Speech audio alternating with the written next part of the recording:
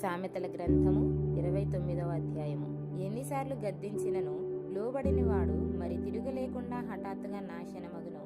నీతిమంతులు ప్రబలినప్పుడు ప్రజలు సంతోషింతురు, దుష్టుడు ఏలునప్పుడు ప్రజలు నిట్టూర్పులు విడుతురు.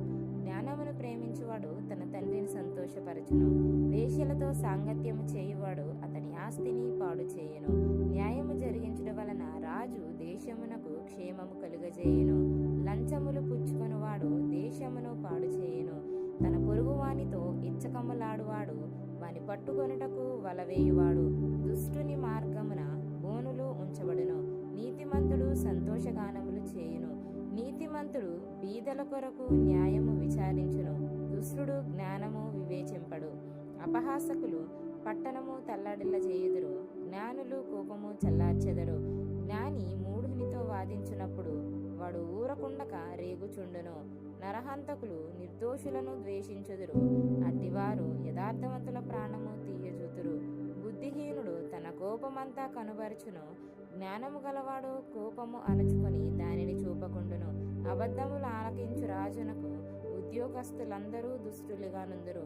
బీదలను వడ్డికిచ్చువారును కలుసుకొందురు. ఉభయులకు వెలుగునిచ్చువాడు యెహోవాయే. ఏ రాజు దరిద్రులకు సత్యముగా న్యాయము తీర్చును, ఆ రాజు సింహాసనము నిత్యముగా స్థిరపరచబడును. బెత్తమును గద్దింపును జ్ఞానము కలుగజేయును, అదుపులేని బాలుడు తన తల్లికి అవమానము తెచ్చును. దుష్టులు ప్రబలినప్పుడు చెడుతనము ప్రబలును, వారి పడిపోవుటను నీతిమంతులు కనులారా చూచెదరు. నీ కుమారుని శిక్షించిన ఎడల అతడు నిన్ను సంతోషపరచును, నీ మనస్సుకు ఆనందము కలుగజేయును. దేవోక్తి లేని ఎడల జనులు కట్టులేక తిరుగుదురు, ధర్మశాస్త్రమును అనుసరించువాడు ధన్యుడు. దాసుడు వాగ్దండన చేత గుణపడడు, తాత్పర్యము తెలుసుకొన్నను వాడు లోబడడు. అతురపడి మాట్లాడు అని చూచితివా, వానికంటే మూర్ఖుడు సులువుగా గుణపడును. ఒకడు తన దాసుని చిన్నప్పటి నుండి గారాబముగా పెంచిన ఎడల తుదిని వాడు కుమారుడుగా ఎంచబడును. కోపిష్ఠుడు కలహము రేపును, ముంగోపి అధికమైన దుష్క్రియలు చేయును.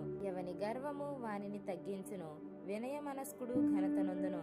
దొంగతో పాలుకూడువాడు తనకు తానే పగవాడు, అట్టివాడు ఒట్టు పెట్టినను సంగతి చెప్పడు. బయట పెట్టుట వలన మనుష్యులకు ఉరివచ్చును, యెహోవాయందు నమ్మిక ఎంచువాడు సురక్షితముగా నుండును. అనేకులు ఏలువాని దయ కోరుచుందురు, మనుష్యులను తీర్పు తీర్చుట యెహోవా వశము. దుర్మార్గుడు నీతిమంతులకు హేయుడు, యథార్థవర్తనుడు భక్తిహీనునికి హేయుడు.